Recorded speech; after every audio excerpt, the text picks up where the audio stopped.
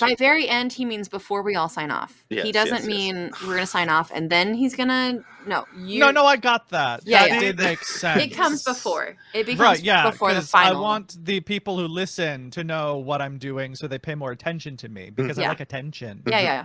And we'll give you that attention. That's what we're here for. That tickled.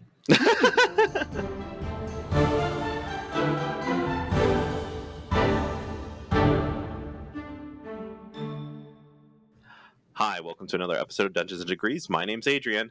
And I'm Alex. And today we're with Juicy. Yay! Hi, I'm Juicy. Hi. I met Juicy at Gen Con. I've also been seeing Juicy in like shared spaces within like the million Discord servers you end up joining when you try to join one game. Oh god, I'm in too many. Yeah, it is so many. So like I'm like, oh, I know you. So it was very good to see you in person. I love your work. Thank you. Drag online. Hold up, something just happened. Uh-oh. Did you shart? Did you poop yourself? No, I wish. Probably. I wish. That takes like a couple minutes to fix. This is some render job didn't complete, and it just fucking said, okay, it's fucking tell. I hate that so You much. would rather poop yourself than have something render wrong. Okay. I've been rendering this thing 3 times. It's taken 4 hours now. Alex, what would you rather what would you poop yourself instead of doing? What would I rather? Oh. Yeah, okay. like if you had a choice, what would you choose to poop yourself? Okay. To get what would be worse than pooping myself? Why is this hard? Because there's nothing I would rather do than poop. I would rather not poop myself. That's it. Then literally anything on the planet? I don't know if it's, and that's the thing is I would. Because there's a limit, and we all know we have a limit where we'd cross the line where pooping ourselves becomes the preferable choice. Like for me, it's having a conversation with my uncles about abortion. Yeah. I mean, or like just politics with them specifically. I'd rather shit my pants. I could understand that sentiment. I don't have that in my life. Like I only have aunts. They're fine. Oh, so lucky. I would just ignore them, right? I don't need to then shit myself in order to get out of a conversation with one of my aunts. The one aunt that really loves Trump, like I don't need, and who doesn't believe in COVID. That one I would rather put up with than shit myself. Okay. So there's no limit for you. Social interaction. No, it would have to be something physical. Like I would much rather shit myself than like I don't know, like have to cut off a limb. Like, but then that feels really ableist, right? I'm just there's pain involved, and the healing process that sucks. Okay, that's fair. Like so something. I don't know. Listen, I've done it twice in my life, so like it's whatever at this point. I love how you just lied to us and said it was only twice.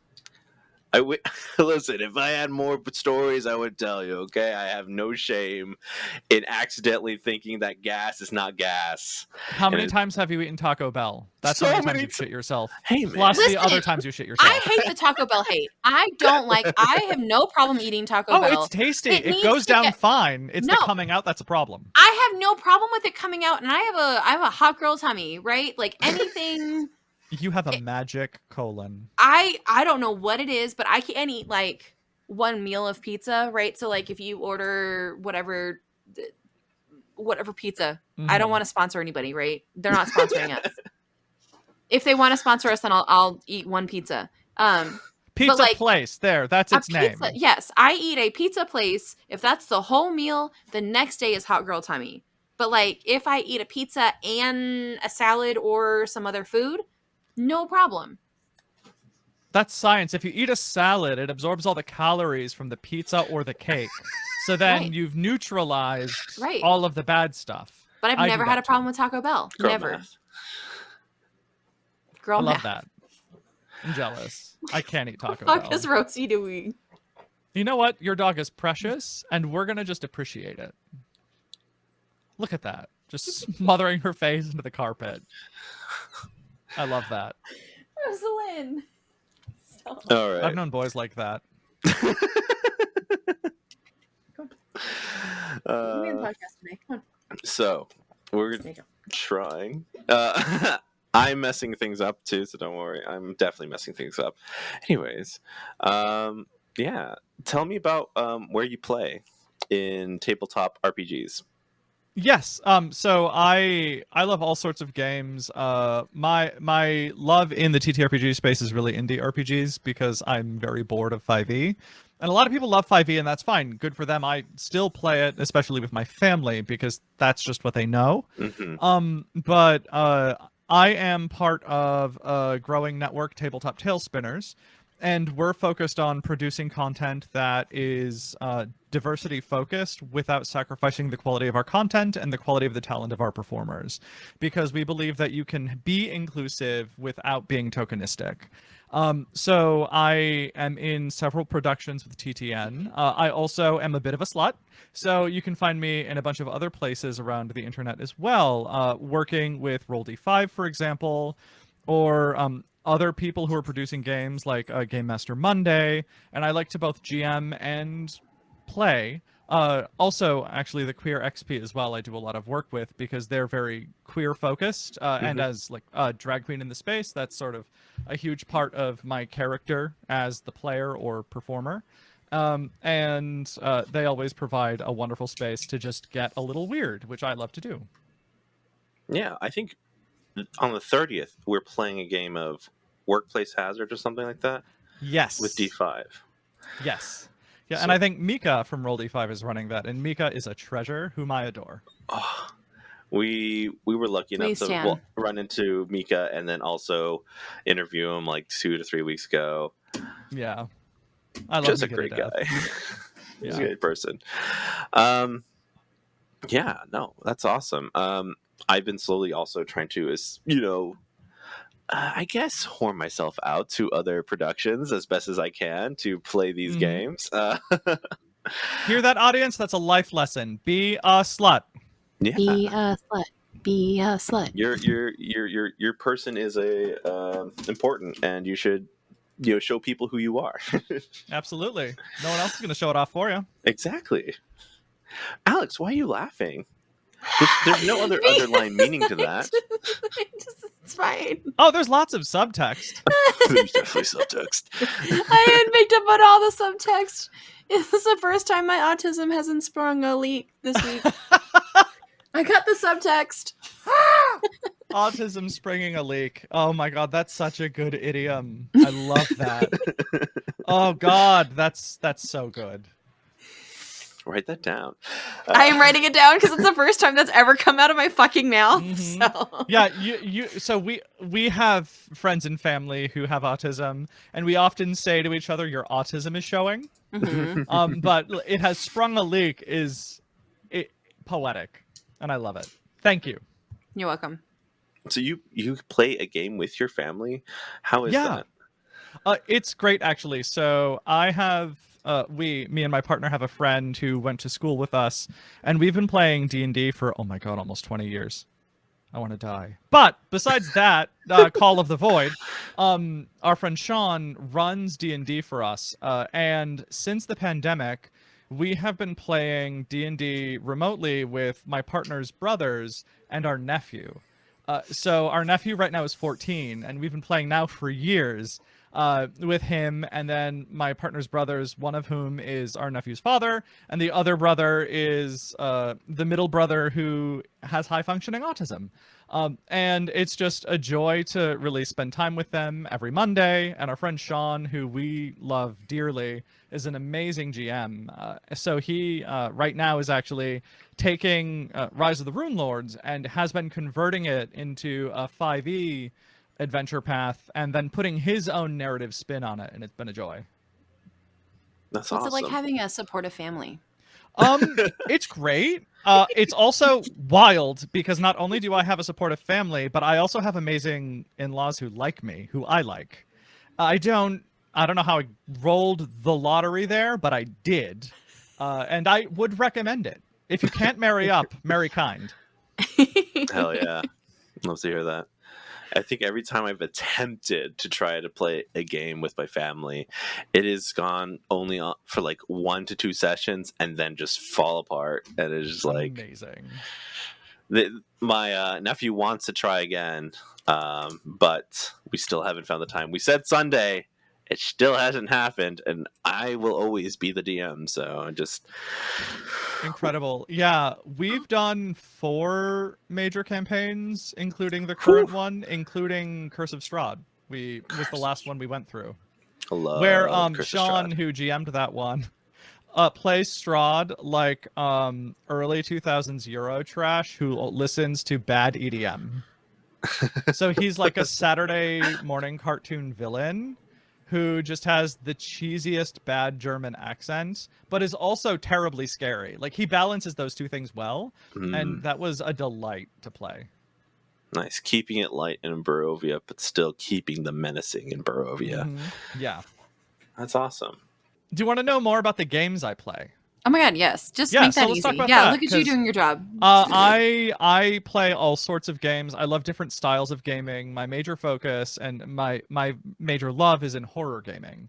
So Delta Green, of course, is my favorite game of all time. And for those who don't know, Delta Green is similar to Call of Cthulhu in its rule set. It originally was a module for Call of Cthulhu in the 90s, but became its own game at the time, and then had a holistic revision and release through, I think, Kickstarter back in 2017. I discovered it around the pandemic. Delta Green is like if you took the X-Files and you made it more harsh and cynical, where you were working for a secret organization called Delta Green that is an unofficial part of the American government, identifying and rooting out the unnatural. And one of the reasons I love it is the incredible world building that Arcdream, the publisher, has written into it. But also importantly, mechanically, they've taken what are the sanity rules from Call of Cthulhu, and they've added 2, I think, critically important pieces to that rule set that provide what I think is ultimately a moderately outdated gamified version of mental health, and added some beautiful nuance to it that I think gives it depth for both roleplay and also for really taking seriously the mental health hits you get from being exposed to trauma like the unnatural violence and helplessness. So in Delta Green, there are bonds, which are the most critical relationships in your life. And these are not just like your best friends and your mom, but like the relationships that buoy your sanity. So when you take sanity damage, you can choose to project some of that trauma onto your bonds, all of which have a score based on your charisma. And when you do that, those bonds dwindle their way down to 0, which means that the most critical relationships in your life become meaningless over time because of the traumas you experience and how they take over your entire identity. And it's very bleak, but it also is very powerful for expressing the like deeper meaning and impact of what these kinds of horror scenarios are doing to your character. Additionally, while it doesn't have a ton of mechanical value, the inclusion of motivations on the character sheet and in character generation in Delta Green, I think, is incredibly powerful. So motivations are the things that get you out of bed in the morning. So it's not just like you believe in like honesty, right? But it's like you have a vengeance quest because you're against the medical system because your wife died of cancer and the doctors failed to save her, right? It has to be a powerful, emotionally resonant motivation that is really what drives the character powerfully. And when you do that and you get a few of those sort of put into the mix, those things really crystallize a unique character that has a lot of what I call kinetic potential in gaming, which is sort of the potential for roleplay, nuance, and power. And as you take sanity damage, you acquire mental health disorders. And those disorders, what happens is you acquire one, you erase a motivation and replace it with your disorder. So as time goes on, not only do your most critical relationships start to dwindle and disappear, leaving you socially isolated, but your entire identity is subsumed by the traumas you experience. And as you play long term in the game, that really adds a huge amount of power to the storytelling in a way I've never really seen another game achieve from a deeply meaningful character perspective. And that's why Delta Green's my favorite game of all time. Is this something you plan, or is this you storytelling, GMing? Both. So Both. Okay. over the weekend, I did an event with the Boston Gamers Group, which is a queer-focused nerd group that has a Discord. They're fantastic. They organize events in the Boston area, and I GM'd Delta Green for them. I ran a classic published scenario, Last Things Last, which everyone who's played Delta Green has probably played once. I also write my own scenarios. I've done actual plays of my own scenarios. I also play in the game whenever I get time to play games for fun. It's usually Delta Green. I also play Vampire the Masquerade, both in APs, and on the rare occasion, I get the freedom, personally. I also love Pathfinder because Mathfinder is fun. Sometimes I like a little crunch in my games, just like peanut butter. I like a crunchy style every now and then. Also, Alien RPG is beautiful. Mothership is a beautiful game. I've heard a lot of good things and I about could go on Mothership. and on and on. I have an entire library of indie RPGs of things that I have loved reading but have never been able to play because my friends are lame, which is part of my Boo. motivation for being in the AP space and having a network is that I get to then coerce people into playing the games I want to play. And then also just make the magic of having something produced, right? Mm-hmm. So right now I'm in the middle of a mini-series playing Monsters and Other Childish Things, which is actually the game that got me to fall in love with indie RPGs back in like 2012. Monsters and Other Childish Things is a game also published by Arc Dream, funnily enough, totally by happenstance, about kids who live in the normal world who end up getting monster best friends. And these monster best friends are ultimately like hyper geometric Lovecraftian horrors. But they present to the kids as like goofy, disruptive, sort of giant toddlers because they don't understand people think. Right. And they're co-GM'd by, or they're co-run by the player and the GM. So when a monster is likely to get bored or experience its favorite thing, it becomes unwieldy and starts making trouble. And the kid has to try to wrangle it in by convincing it to not do bad things. So part of the tension in the game is, what is the monster going to do next? And how do I keep it in control? But also you get to do monster battles, kind of like Pokemon. So it's this just like super fun, goofy game with elements of horror, but also elements of just goofy childhood nostalgia and excitement. And it blends it all together and kind of shakes it up and then throws it on the table to see what pops out. And I really like that game. And I'm trying to do actual play of it in order to make more people aware of it again. Right. Because I want to con Arc Dream into doing a second edition. That's such a good way to do it. It's like, hey, whoa, I'm making groundswell right here of interest. Absolutely. Look at all these people who are interested. Why not come out with another revision? Just Why am come I out a with part of some all more. of this? I don't know. Just a coincidence. And it's a phenomenal game. It really is the thing that got me in love with indie gaming because it was so different from 5e at the time and Pathfinder at the time. And it was so like remarkably like fun and exciting and clever, but it was before the huge upswell in indie gaming that we see now, so it didn't have all the lessons learned that we have in the industry today. And I think a second edition would really benefit from a lot of those industry lessons learned about how to present the information, how to shape rules and explain rules. And I think that a second edition of the game would, in my opinion, be rather successful as a result. You, on your email you sent to everybody, you said you're the OG AP actual play drag queen. Have you had to fight anybody for that title? No. And I do like I'm the first one who really decided to brand myself that way, as far as I know, and that's why I say it, because back in like 99, oh my god, 2019. Jeez, I know numbers.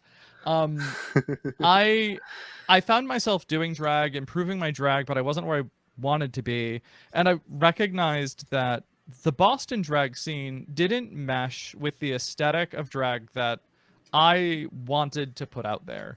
And that's not that the Boston drag scene is bad. It's incredible, it's vibrant, it's artistic, and I love it.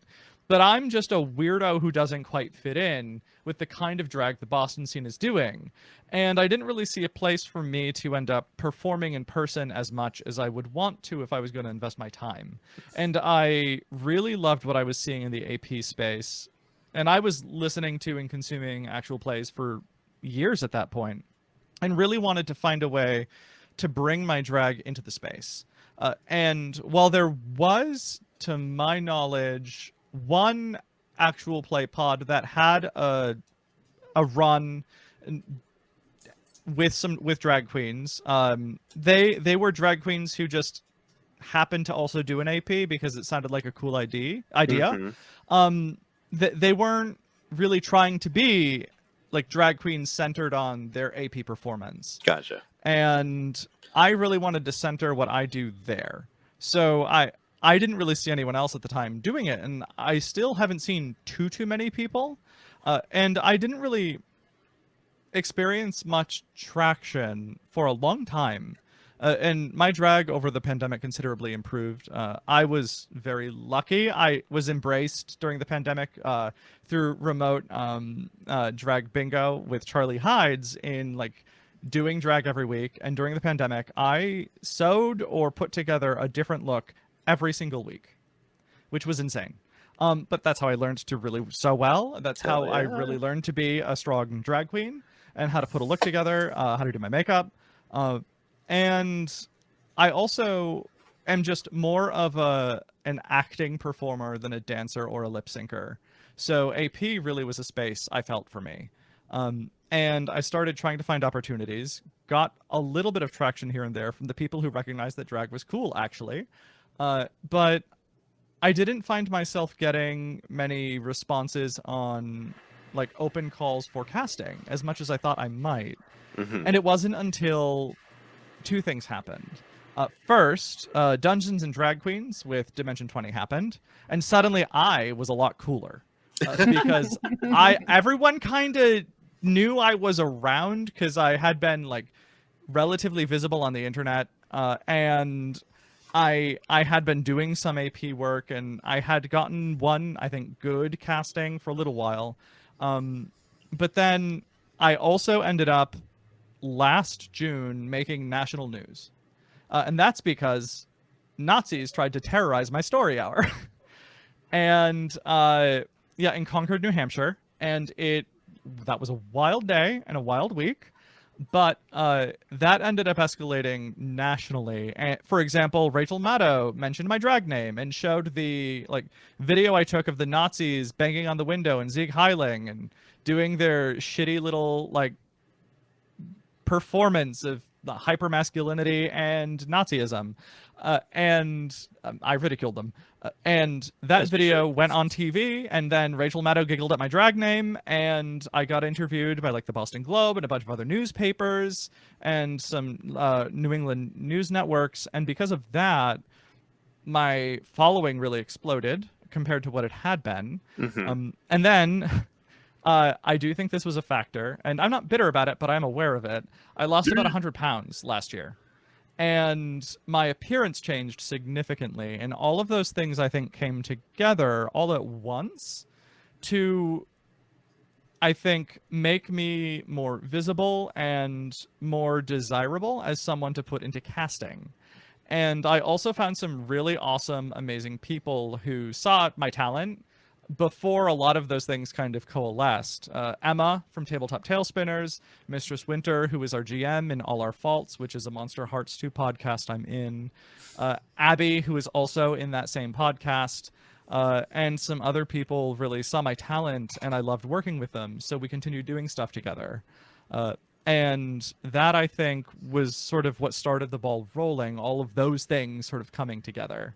And then I went to PAX Unplugged, and that was sort of the final nail in the coffin for me to really start just ramping up the rate with which I was doing actual play. I met Johnny from Talking XP, who is a gem, and I adore him, and he forced me to get onto Threads. And that was the best advice I ever got, ever will get, and ever have, and just, I know it.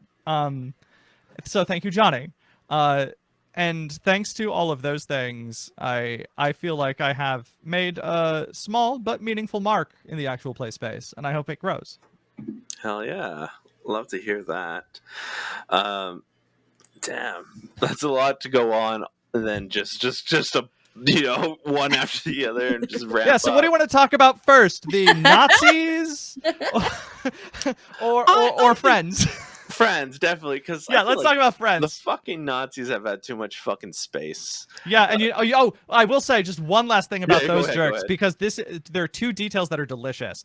First is one of the moms who goes to my story hour month after month has a friend at the Southern Poverty Law Center, and after I went viral because I showed people what it actually looks like when those jerks show up and try to terrorize events like mine, which people weren't seeing, Right.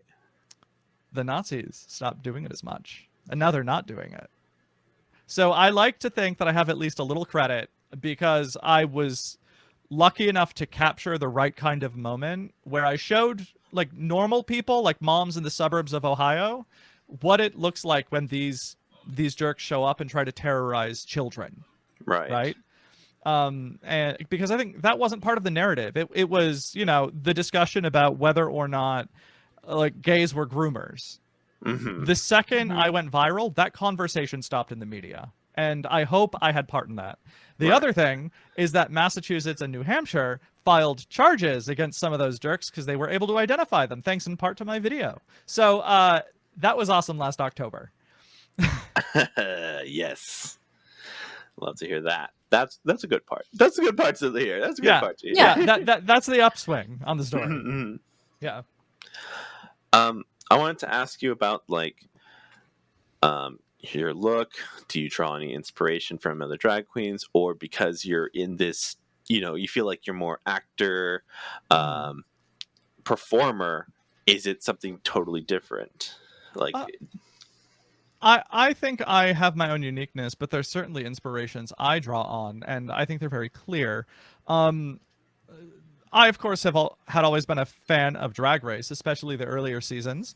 Ben de la Creme has always been one of my favorite queens of all time. And when I started doing drag, I really thought a lot about how Ben de la Creme puts her aesthetic together, how she crafts a character, and while mine is very different, there's definitely a dotted line there. Absolutely.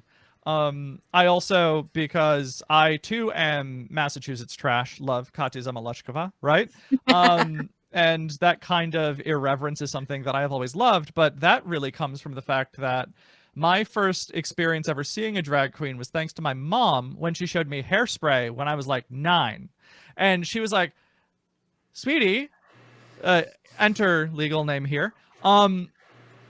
That there's a man. That's not a woman. That's a drag queen." And I went, "What?" And then like a little light bulb went off, like over the top of my head, and then just disappeared for like 7 years. Then eventually it came out. And then I didn't do drag, though I wanted to, for years and years. And then eventually I got to a point where I was like, wait, I can do this. I see my friends doing this. Why the hell am I not? So then I started, and I was terrible, and then I got better. That's how it goes. Yeah. And then like I sent her my drag character in the 1940s, particularly during World War II. And that's because of two reasons. A is I've always just loved the idea of fighting Nazis. I just happened to end up fighting Nazis by circumstances. And funnily, an aside, on the day that the Nazi thing happened, I was wearing my fighting Nazi outfit. Which is yeah. Oh, so I copied, there's this ad I found from 1939 of this like woman in this blue sailor style outfit with little red details and a white coat. And I was wearing the dress, which is just like this sailor dress with a tight waist and like a flouncy bottom on the like pencil style skirt, and it has a sailor cape and short sleeves. And I put it on thinking, this is my Nazi fighting outfit. It's almost 4th of July. And then the asshole showed up. But besides that, I love the aesthetic of the wartime era. I love the music of the wartime era. I am a Broadway gay, and I love Sondheim and Old Broadway, and everything else can go to hell basically most of the time. Take that, Andrew Lloyd Webber. But I have a lot of opinions. Yeah, so like Juicy as a character is this like noir era, wartime era dame who has too many dead husbands to count and is looking for another. And that's always the case. I just love a vamp. I love like dangerous women in old film. I also just love like Lauren Bacall and Katharine Hepburn, and like Rosalind Russell, Jane Russell. Like those are the kinds of women I gravitate to in media. Also, like in newer media, like a B. Arthur, for example, has always been an icon. I grew up watching the Golden Girls, and B. Arthur I always gravitated to. And now, as an adult, I gravitate more to Rue McClanahan, which says a lot about me. Yeah, I think you start off life as either a Rose or a Dorothy, and you either end up a Sophia or a Blanche. Oh no! Which one are you? I don't want to talk about it. I think I know where I'm going. Rose, I'm isn't real. it? A lot. I understand just a very bit of Golden Girls, so Alex, you have to be saying stuff right now. I am tragically straight for this conversation. I would like to point out that the one thing, like, as I quickly approach the Golden Girl age, like, it's a lot sooner than you would imagine, right? Because Those Adrian, women were only like 50. right? Adrian, what do you think, Golden Girls? What do you think their ages were? I thought it was like 60s. Mm-hmm. Like Sophia was 70, I think. Maybe 75, right? Yeah. Like Dorothy was like 57, 56. Rose is like 54. Blanche is like 55. Like they're in their mid 50s at most. That's insane that they were old ladies. Like nuts. Especially by today's standards, because like we're aging, I think, a lot better because there's less smoking and the booze is less harsh. Right. And also less lead in the air.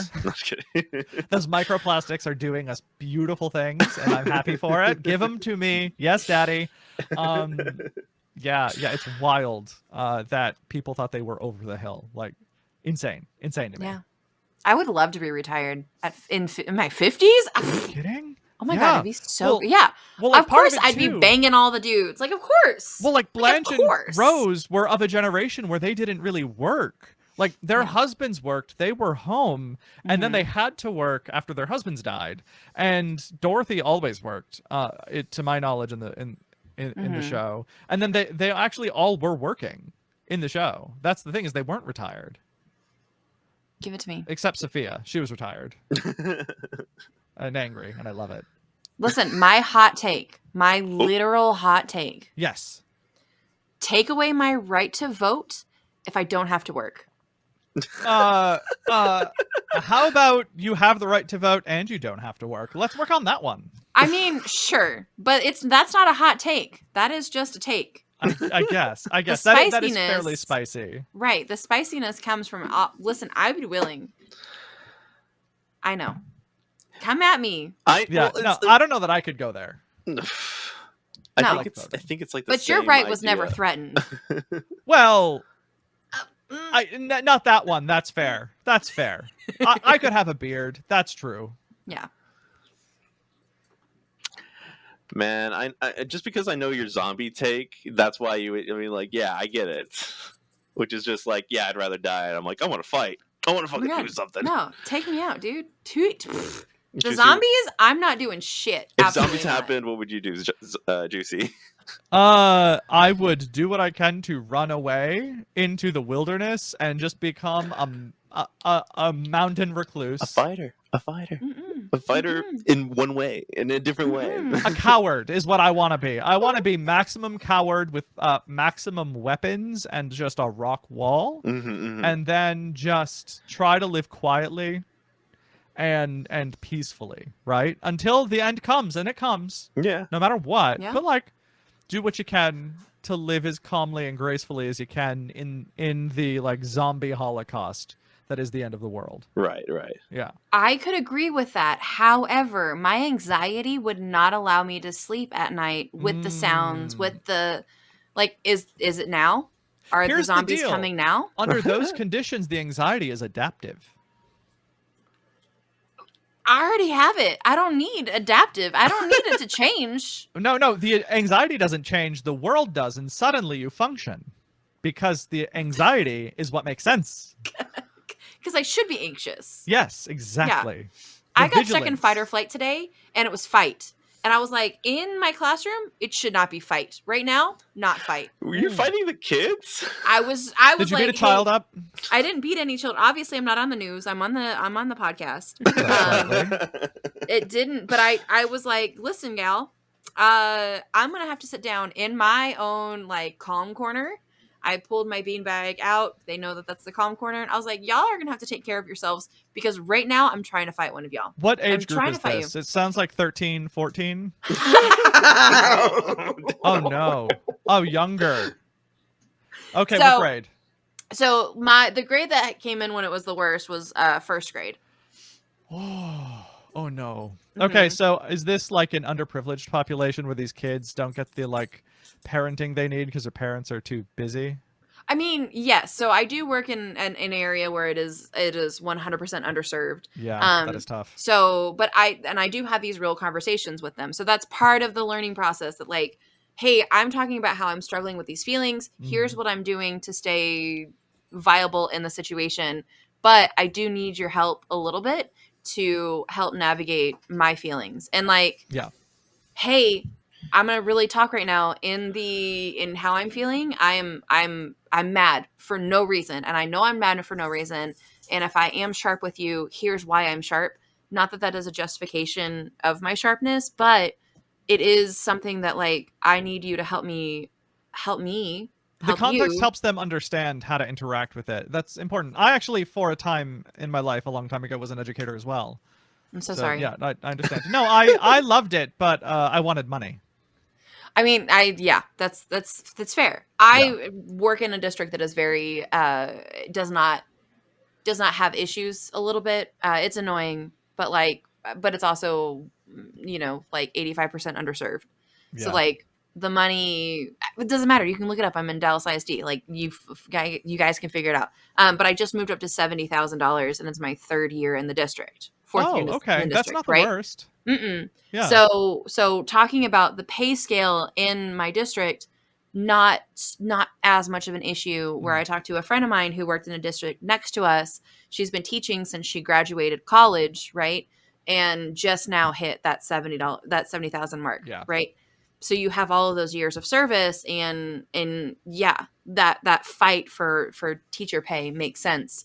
I've only been coasting 4 years, barely doing it, and I'm making a livable wage compared to my friends, and especially up in Boston.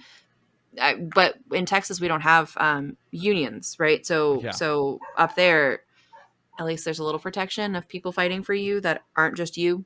Yeah, so right out of school, in peak economic collapse, I entered into teaching long-term special education in science and math. I got my degree in biochemistry.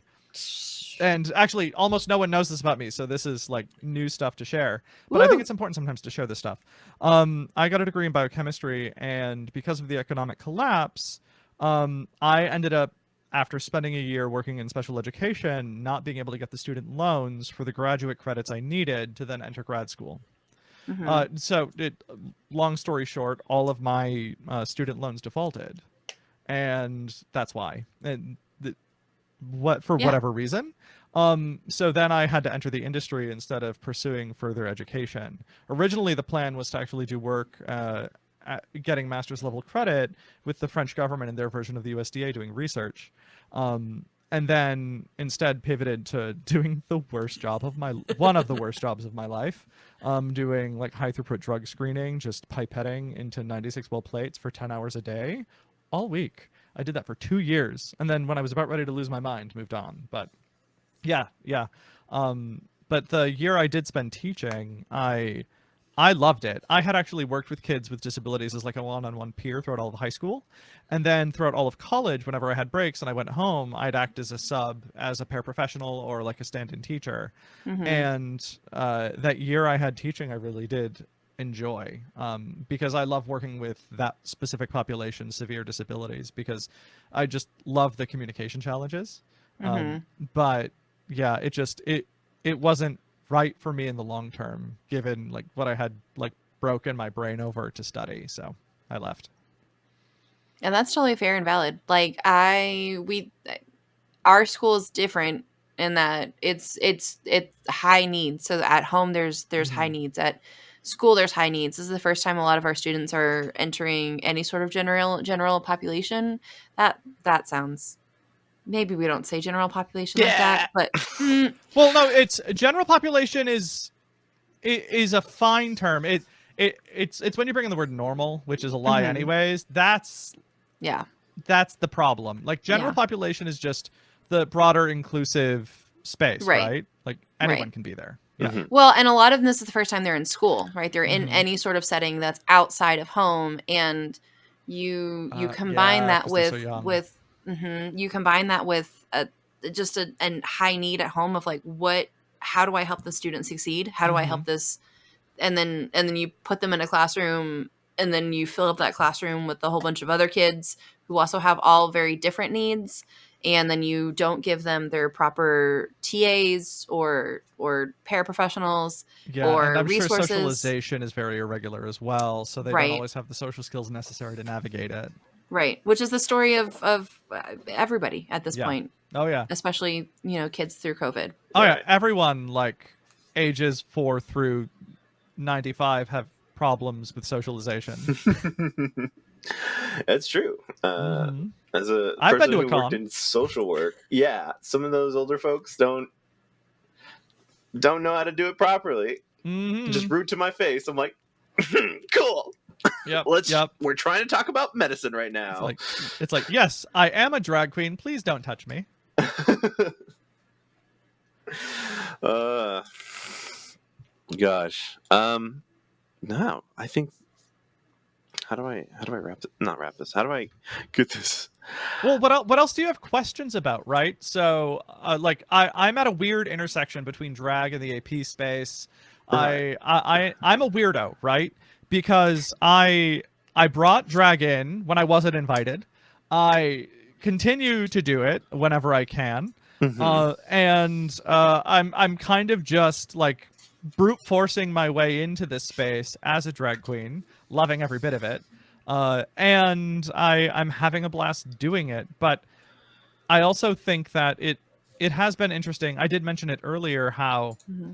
like I didn't feel like I was getting traction early enough, but eventually I did. I will say that now I do feel very welcome, Mm-hmm. but I've also been able to show that I am cool, in fact, and that's part of it. Uh, What do you mean? Like, I don't know. I felt like as soon as I met you, you were very cool. You were very personable. I really enjoyed the small but meaningful interaction we had. oh yeah, I'm amazing. I know that, but it was weird for some people, I think, to see a drag queen in the space because they didn't know what the hell Okay. to do with me. I think I was confusing, right? Okay. Because when people thought of drag queen in AP spaces, they thought of lip syncs and they thought of being on a stage in a bar, like being half naked and shaking around. They didn't think of an actor, or they didn't think of someone who like rolls dice for fun. So I looked like an odd pick, I think. Okay. And on top of like all of the other changes I experienced that I think are just part of the superficiality of performance art, Dimension 20 showing that, oh, drag queens do belong in this space and can be entertainers and fun and cool, helped people recognize that. And I am thankful for it, even though I was doing it first, bitches. But that's fine. I'm not bitter. I'm not bitter that I wasn't on Dimension 20 yet. I will work my way there. But Hell yeah. yeah. It's the Uh, dream. yeah, but I will say that the space itself has embraced me since then, and absolutely has made me feel welcome, and I'm very happy about it. Since being embraced, have you felt like, or have you seen any other drag queens within the space? Oh yeah, I mean, even like it's funny, Persephoroth who has been on Dimension 20. She moved out to LA, which is, and she's incredibly talented, and that's how she ended up being able to work in Dimension 20 and has worked with like Monet Exchange and Bob the Drag Queen. She actually started in Boston, and she and I were on the same like stage early on in our drag at the same time, which is kind of funny. But we took different paths, and I'm still out by Boston doing my thing, largely because I'm tied here by the day job. Whereas she was able to get out to LA, and hell yeah for her. Like, that's awesome. And it's so nice to see how like she's taken her career, because she's been able to do something I have yet to be able to do and want to be able to do, which is really do performance full time and make a living and like be able to leave the day job behind. Yeah. Like, that is something I would love to be able to do one day. And that's part of what I'm trying to build with Tabletop Tailspinners. Do you have a moment within your GM or player career that feels like this is my shining gem of like what I can do? Yes. All Our Faults is a podcast that I'm in where we play Monster Hearts. I mentioned it a little while ago. I have an incredible cast to work with and an unbelievable GM. And that allows us all to have absurd amounts of trust at the table. And we can push each other's boundaries so far. And it allows us to explore such broken, horrible little monsters of our characters who just do such shitty things to each other. And there have been a few moments, but particularly there was a moment where I and another player had a sex scene, because Monster Hearts has sex moves and engages with romance in a really meaningful way. And when you have trust at the table, a safe way. And that moment just felt so beautiful to record. It felt right. And everyone at the table really just seemed to like live in that moment, because we were all there on cam recording with each other, and it just felt so right. And I loved it. And it felt like we had done something special that I had not heard another AP do. And I'm so glad we were able to do it. Yeah, no, that feels like, for someone who doesn't do romance very well, that's a whole other fucking thing. That feels so intimidating. Like, even just like hitting on my friends as other characters makes me red in the face and sweat profusely. So like having all that, it had to be special. It had to be safe, and it had to be like so trusting, because everyone was there in that moment, and it felt able to do it. It really felt remarkable. Yeah. And last fall I was in a limited series playing Old Gods of Appalachia with Zealzaddy, who was our GM. And when we ended that campaign in the last episode, I remember having this beautiful moment with one of the other players where it was kind of the final word in the show. And it was this really bittersweet moment between us. And it was both of us saying bye to the show, but also to each other in character in a way that was really heartfelt, and it blended player and character feelings. There's a lot of bleed over, right? Right, yeah. And that felt really powerful. And then I guess GMing, I have to think. There was last October, I participated in Phantom Arts Fest with the Neon Caster, who Nathan Blades is an incredible AP performer and does like miniature streams. This amazing British nerd who puts on Phantom Arts Fest, which is a series now in the fall of like different games now throughout October. And I ran Delta Green in a scenario that I had put a lot of effort into writing. And there were some moments where I just was able to, on the fly, come up with some additional horror moments that were about character in the middle of combat. that I really loved. Or in the same thing, I had this character that was a ghoul, and the goal was for the agents, the players, to go down through ghoul tunnels to get down to gather information in a meeting with this ghoul in a human suit. And their goal simply was to not mess it up. That was the instruction: was get the information, don't fuck it up, right? Right. And the challenge was that being in a room with a thing that is obviously in a human skin suit and you don't know what it is, and not losing your mind, Right. and keeping your composure, and being able to like bring in the physicality of playing this like gender ambivalent thing in a human skin suit who is overtly polite was a delight. And that really made me feel good about the kind of content we were producing, because it was really giving all of the players like flesh crawling moments, and it felt like something different than I had seen other people do, and I really appreciated that. That's awesome. Are you like trying to make a reel of some of your moments for other APs? Do you have something going on? I need to Okay. so badly, and I haven't, and I know that's stupid. I need to do it. Yeah. And I've done so much in the last year alone. And like it's funny, I held off for a long time because my weight was changing so much last year, and it has stabilized over the last year now, and I need to just make a reel, and I haven't, and that's stupid. We are not here to attack you. I'm No, attacking me. no, It's I fine. was No, just no, wondering. No. It's like I wanted to know what a good reel looked like, and like what you add and what you don't add. Yeah, and... if you find out, let me know. Yeah, okay. Find out for We'll Juicy. kibitz. Yeah. Just throw it all together. It'll be Yeah. fine.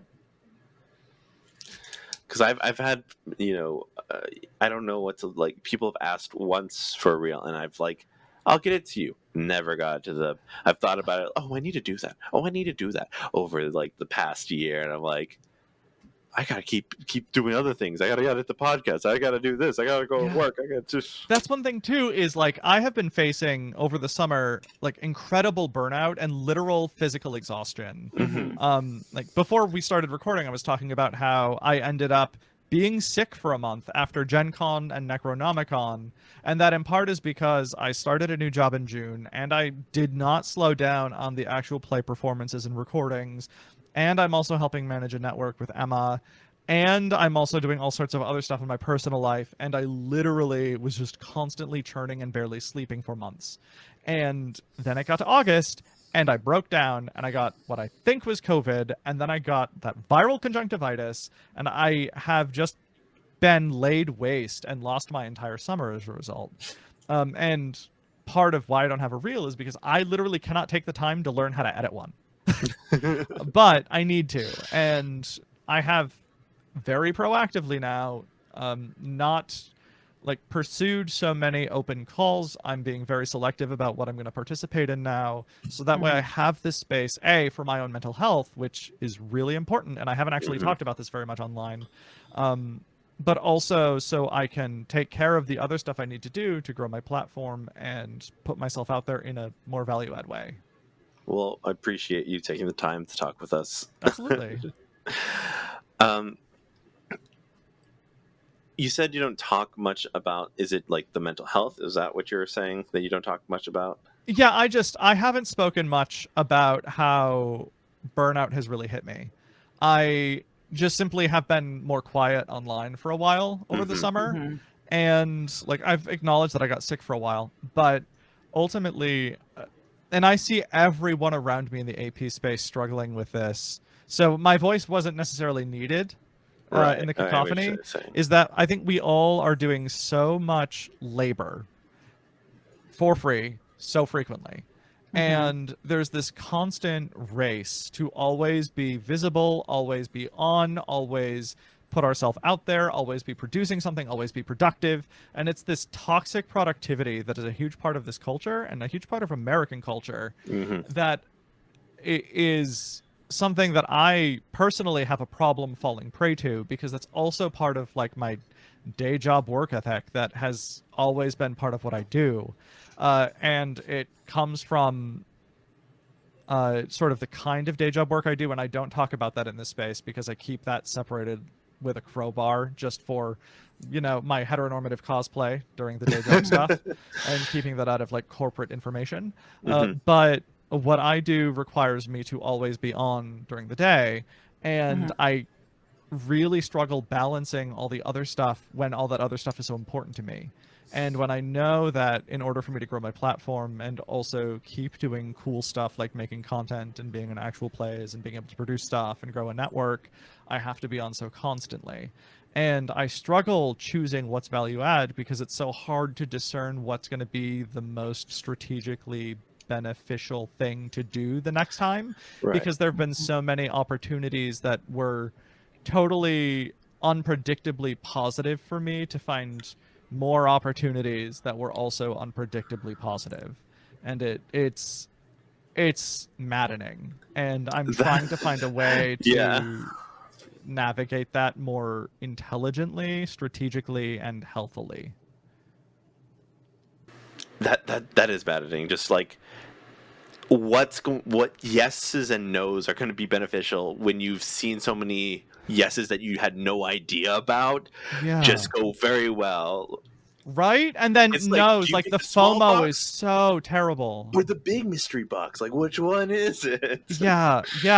And I'm the kind of person who just wants to say I can literally do anything and everything that is in front of me, because I have a hard time acknowledging I can't do something. I'm bad at it. It's probably one of my biggest weaknesses as a human being, is being able to recognize when something is too much.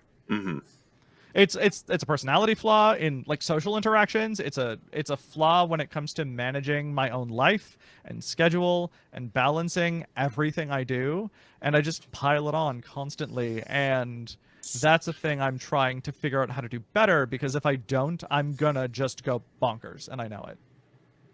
All right, when you figure that out, you can tell me about that. I'll get onto the editing of the reels, okay? And heck yeah, and I'll just figure out life. Yeah. Easy. Cooperative play, you know. One of us does one thing and figures out for the whole team. Oh, God help us. Yes. Or Satan, whichever. I don't care. Yeah, just help. Or the gods, plural. I don't know. Hail Hecate. I don't know. But I think that balance is really... Oh, I'm sorry. The dog agrees. They agree. Okay, so Peggy agrees. Just so we all know. But I think that balance is... So maybe the overworking... Here's my theory. Is the capitalistic way that we agree of self-harm, like the self-harm part, right? So if I'm constantly working, I'm constantly doing something, I don't have to live within my head. I don't have to live within the idea that other people may or may not like me. So I'm so sorry to scream so loudly right now in this podcast, but like, please don't.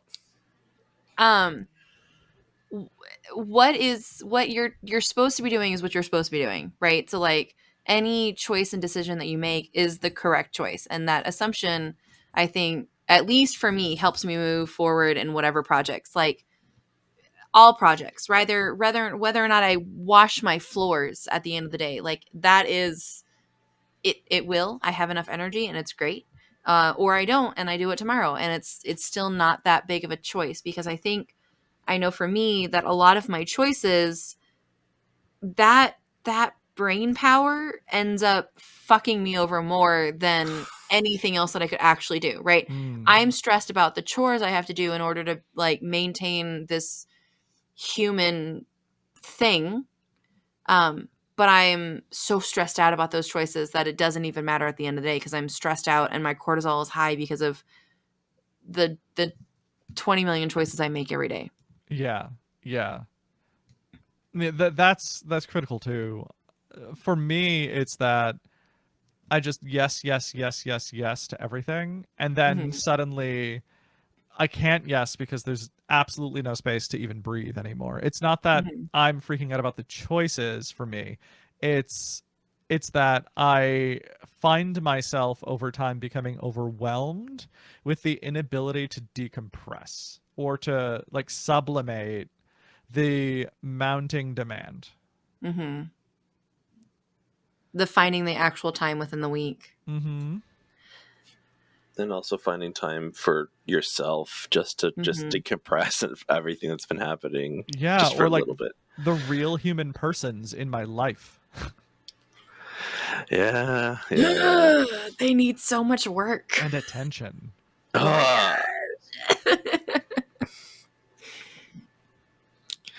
My life has changed now that I have like, I feel bad, but I have like designated time. Like I have scheduled the time for those people. That's so awesome. like I have a Tuesday where I go in and do yoga with a friend of mine, and then that's where we catch up. And then I have quarterly meetings with my best friend. For sure on birthdays, like those are the one days that like I'm going to make sure my schedule is clear. And I feel bad about that sometimes because I want to be open and available at all times, but just like everybody's already mentioned, like I too pile things on, and I'm like, yeah, I can do this. Like I'm gonna go to a concert, I'm gonna go to an actual play, I'm gonna record a podcast, I'm gonna take on 3 more projects, I'm going to then try to write a campaign. And I especially as a neurodivergent person, I need just rotting time, but I need rotting time that isn't on TikTok. I need rotting time that is legitimate rotting and not trying to take away from all of the other feelings of being in my head. Yeah, that makes sense. So maybe schedule time. Listen, schedule not the rot, because the rot comes when the rot comes, but like, I don't know. If we can figure it out, we'll be great. We have the science. We have the science is on our side. It has to be. Whose side is it on? I don't know. Capitalism's probably. It's always on capitalism's side. America. Ugh. Yay. Yes, it's the worst system of economics on the planet, except for every other system of economics on the planet. It's all fake and made up. I was having this conversation with a friend the other day who was complaining about capitalism, and I was really like minding it and thinking about like human behavior, and I just was saying, and I do really think this, that like if we took capitalism away and went to pure functional communism, say we live in an ideal world, yes, people would still find ways to find capital and exchange it for a sense of superiority over others or for dominance and hierarchy. And instead of exchanging money or things, they might exchange social capital. And I've seen that in certain populations that has fascinated and horrified me. As like certain, like the furries, for example. They're very conscious about like equanimity, but there's a certain thread in a lot of the furry community that is really dependent on social capital in its extremity. And like with financial capital, there's sort of a limit. There's a zero-sum game to how much is available to that population, right? But with social capital, it's sort of infinitely expanding, and some people abuse this, and I've really seen it happen really terribly, where people will grow social capital in a population and then abuse it to like vilify others and maintain power within a social circle or hierarchy. I get what you're saying now. Okay. I'm always cautious at alternative explanations for economic systems without really thinking more deeply about them. Not to say that I'm a diehard capitalist at all. I love the idea of like regulated capitalism / like socialism. But I do think that caution is warranted because human behavior sometimes sucks. And I love optimism, and I try to hold optimism in my heart every day, but I do struggle. That makes sense. I like that because I sometimes, yeah, I get bogged down, but I like the idea of holding some level of optimism constantly. Like that might be the mindset change that I need to not get bogged down by the capitalism or the structure of the economic or educational system. Here's a fun little story from my childhood. I was basically raised by free-range roving lesbians in Western Massachusetts. That's the dream. I mean, I was taught many things as a kid by lesbians: how to cook, how to snorkel, how to grow a garden, how to drink too much wine and be radically honest with each other. Yeah, so practicing radical honesty is something I learned at the age of like 11 from angry lesbians in like a 3-way relationship. So, family friend Diane, one of the 3 lesbians. I miss her dearly. I haven't seen her in years, but I used to spend almost every weekend with her when I wasn't with my grandmother. And Diane was talking to me, and she like halted in the middle of a conversation walking around her yard. I remember it was between the house and like the shrubs on like a paved sidewalk she had. And she just like looked at me dead in the eye and she just said, "You have idealism. Never lose that." And it was like a threat. But that has been locked in my mind since I was like 13. And when I find myself growing more cynical, which especially since like 2016 has been frequently, that always triggers in the back of my mind to not fall too far into cynicism and pessimism, and that has really been like a lifelong lesson for me. Yeah. So thanks, lesbians. Yeah, you know what? I feel like right there is a great way to end this podcast. Juicy, where can they find you? Oh my God. Look under your bed, check in your closets, underneath your car at night. You might find me. But in addition to that, you can find me at Juicy Garland and at juicy.garland on the internets. Search one, you'll find the other. You can find me in All Our Faults, which is a Monster Hearts 2 actual play podcast. You can find me on a bunch of different productions by Tabletop Tailspinners, including currently in September in the year of our Lord 2024, playing Monsters and Other Childish Things as the GM on the Tabletop Tailspinners Twitch channel. I also am currently in a mini-series on the Queer XP playing Moonlight on Roseville Beach, where I am another gay menace. I like to play that character type a lot, you'll find. I also will be in a whole bunch of other stuff coming up soon that I can't talk about. So pay attention to my socials and I will announce those. Thank you for listening to me ramble on about myself. I love attention and I appreciate it. We would love to give you an attention anytime you need it. Oh, just an attention. I bet you say that to all the girls. I don't. Actually, no, I do. That's a lie. This is what this podcast is for. It's okay, me too. Yeah. Thank you, dear listener, for joining us on another episode of Dungeons and Degrees. You can find us wherever pods are cast, Dungeons and Degrees. You can also rate, subscribe, share with your friends, families, and enemies. Enemies to lovers. Shared bed. I don't know why this is the trail I'm currently on. Frenemies even. Frenemies. Yeah. Forced marriage? I don't know. Whatever. That sounds unhealthy. But you know what? Probably. It exists. So yes, your forced partner, if you have one, share. Right, yeah. Right. Yeah. Your beards, your whatever. The person you would share a muffin top with. Whoever it is. Oh, okay. Oh, yeah, no, I was like, how do you share a muffin like top? The pants are already tight. No, you break the muffin apart. You just then... like bite. No, I got it after I thought about it. Yeah. Yeah. Oh. Was that the tism? Yeah. That was the tism. It didn't. Listen, I'm not. There's not a lot of people I would share a muffin top with. Like I'll give you the bottom of my muffin, but I'm not going to give you that top. Oh, I'll always take a bottom. Hell yeah. You can also find us on Patreon. We're going to restructure that soon, so the tiers will be better for you. We have to get a new laptop because that'll be a thing. So help us get me a new laptop, which sounds extremely selfish. But selfish summer continues on to the fall. You can also find us on all social medias at Dungeon and Degrees. Please fight me in the comments. Let's just make it happen. That's it. That's all I got. All right. Well, thank you so much for listening. My name is Adrian.